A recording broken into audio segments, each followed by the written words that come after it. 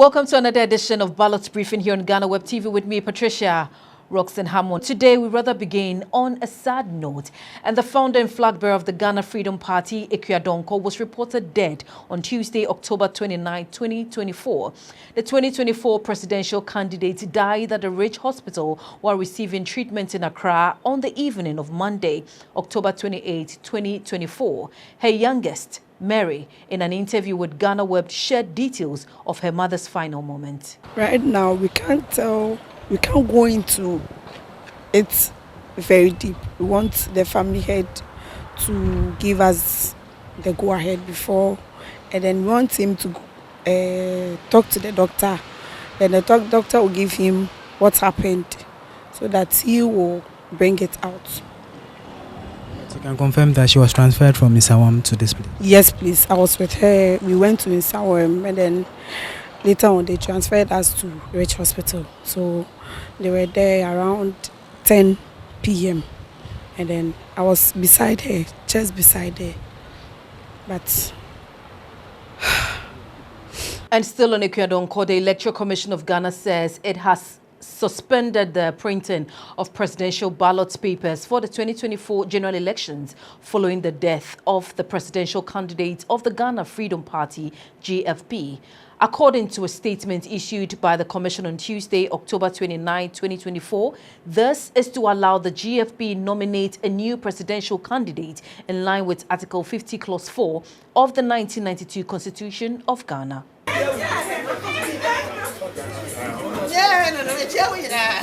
The statement said, while the 1992 Constitution and the Public Elections Regulations 2020 CI 127 are not clear on processes to follow in the event of the death of a presidential candidate, Article 50, Clause 4 of the 1992 Constitution provides as follows: where at the close of nominations, but before the election, one of the candidate dies, a further period of 10 days shall be allowed for nominations. The Commission has since informed the GFP to make arrangements to nominate a new candidate and inform the Commission accordingly. Akua Donkor, who was number 3 on the ballot, had nominated broadcaster Kwabena Ajiman Apia Kubi, popularly known as Roman Father, as her running mate ahead of the December 7 presidential elections. Speaking after her death, Roman Father said he was ready to step into Akua Donkor's shoes and become the flag bearer for GFP. Moving on from Akua Donkor, the running mate for the new patriotic party, Dr. Matthew Prempeh, has urged nursing students to back the NPP, stating that their votes are essential to secure important programs like Agenda 111, the National Hospital Project. Speaking to students at the Pantine Nursing and Midwifery Training College in Accra, Dr. Prempeh urged them to avoid the return of former President John Dramani Mahama, claiming that the previous NDC government had mishandled matters pertaining to nursing students. He stressed that the NPP's decision to reinstate training allowances shows their dedication to the welfare of nursing students, in contrast to the NDC's decision to eliminate them, which he said caused severe challenges for students during Mahama's leadership. Alawa! Alawa! Alawa! Yes, I want to delay Accra. I want to delay Accra. I want to delay Accra. I want to delay Accra. Oh no! What was that? I want to be the empire. It is a happy. It is a short delay.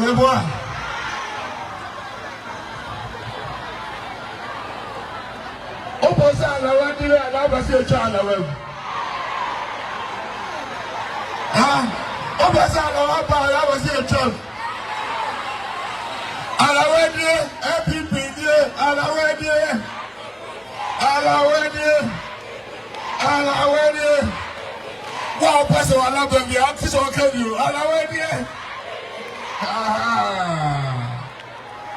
Former President John Dramani Mahama has said that attempts by the governing New Patriotic Party to buy votes and deceive voters with unrealistic promises will not help them win the December presidential and parliamentary elections. He said that Ghanaians would not allow themselves to be fooled for the third time by the NPP and would vote massively against the ruling party on December 7.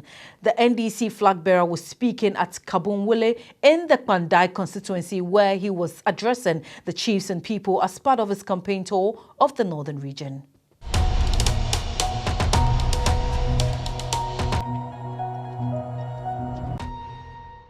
The flag bearer of the New Patriotic Party, Vice President Dr. Bawumia, has reacted to the 5 questions posed to him by his main contender, former President John Dramani Mahama, regarding Ghana's economy. Describing Mr. Mahama's questions as flimsy, Dr. Bawumia, who has also insisted on engaging in a debate with his opponent, challenged Mr. Mahama to honor his request, assuring that he would use the platform to answer the 5 questions. Dr. Bawumia, however, went on to list the 50 questions for Mr. Mahama, focusing on the former president's term of office in comparison with the current Akua Donkor-led term.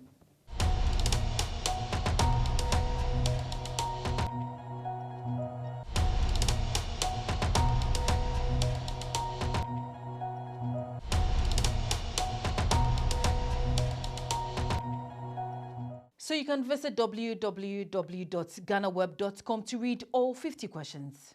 Former President and NDC flag bearer John Dramani Mahama has clapped back at Vice President Dr. Bawumia for running away from the economy again in a recent exchange of questions. Mahama's comment comes after Bawumia posed 50 questions to him, following Mahama's initial 5 questions on the economy. In a passionate response, Mahama likened Bawumia's response to someone who was just learned nursery rhymes and stated that the Vice President questions were irrelevant to the pressing economic concerns of Ghanaians. You see, when we were in nursery school, we used to learn what they call nursery rhymes. And that one, you just have to learn it by heart. Even when you're sleeping, you should be able to repeat it. So if you remember, Ba, black sheep, have you any wool? Then we had Humpty Dumpty sat on a wall. Humpty Dumpty had a great fall. Those nursery rhymes. I woke up this morning and I saw 50 questions to me. It looks like our Vice President has just learned those things in the 50 questions the way we used to learn Baba, Black Sheep, Humpty Dumpty sat on the wall. Because I asked you 5 simple questions on the economy. That's all. Simple questions that Ghanaians want you to answer. You go and respond with how many compost plants, did you build, how many this did you build. That is not what the issue is in Ghana today. Scores of market women in Accra have declared their support for Vice President and presidential candidate of the New Patriotic Party, Dr. Bawumia. Bawumia, as part of his nationwide campaign, stormed popular markets in Accra on a rainy Tuesday morning, and he received a tumultuous reception from enthusiastic traders across all the markets he visited. The NPP flag bearer, who has been touring markets across the country as part of his campaign, visited the Tuesday markets at Mamprobi, the Makola Market, Okanshi and Kantamanto, in a tour which once again established his increased popularity. Traders, mainly women, showed support and affection for Dr. Bawumia, and this is what some of them have been saying.